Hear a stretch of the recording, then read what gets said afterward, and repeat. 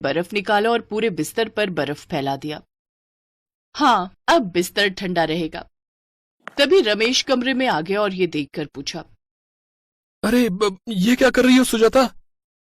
गर्मी है ना, इसीलिए बिस्तर पर बर्फ डाल रही हूँ, बिस्तर ठंडा रहेगा। मैं कितनी होशियार हूं ना। सुजाता भीगे बिस्तर पर ही सो गई। रमेश गुस्सा होकर बाहर सोफे पर सो गया। ठीक से खाने को भी नहीं मिलता और रात को बिस्तर पर सोने को भी नहीं मिलता। जिंदगी बर्बाद हो गई है मेरी। ऐसे ही सुजाता की बेवकूफी का सिलसिला चलता रहा। रमेश और बिमला दोनों परेशान हो गए। रमेश ने बिमला से कहा, माँ एक एसी खरीदना पड़ेगा, नहीं तो गर्मी में इसका दिमाग काम करना ही बंद कर देगा। हाँ सही कहा बेटा, लेकिन तेरे पास पैसे हैं? ऑफिस में बोनस की बात चल रही है, बोनस मिलते ही एसी खरीद लूंगा। शायद आज ही मिल जाएगा बोनस। अच्छा, कौन सा एसी खरीदेंगे हम? विंडो एसी, मतलब खिड़की की जगह पर लगाया जाएगा उसे। अच्छा, वो कैसे काम करता है? खिड़की के बाहर से गर्म हवा ठंडा करके वो कमरे में अंदर भेजेगा।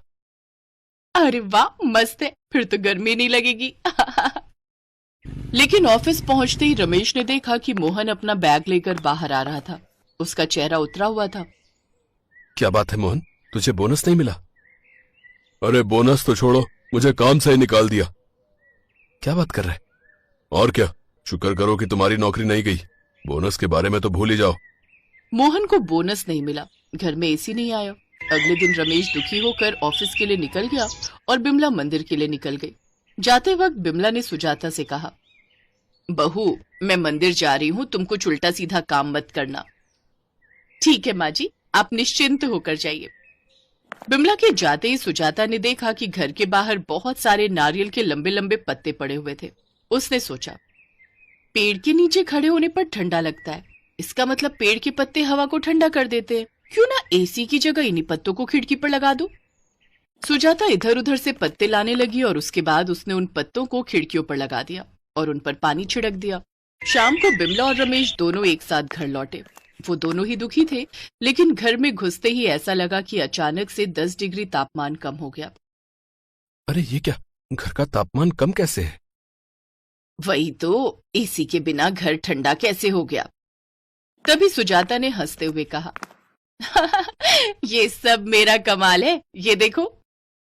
सुजाता ने खिड़की के पत्ते उन दोनों को दिखाए और पहली बार सुजाता का कांड देखकर वो दोनों खुश हो गए। अरे वाह सुजाता, तुमने तो कमाल ही कर दिया।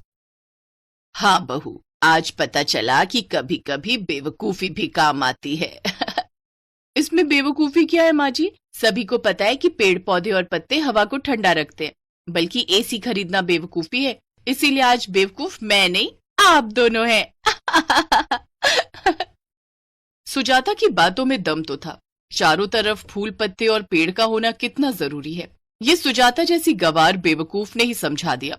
उसके बाद वो सभी नेचुरल एसी में आराम से गर्मी बिताने लगे।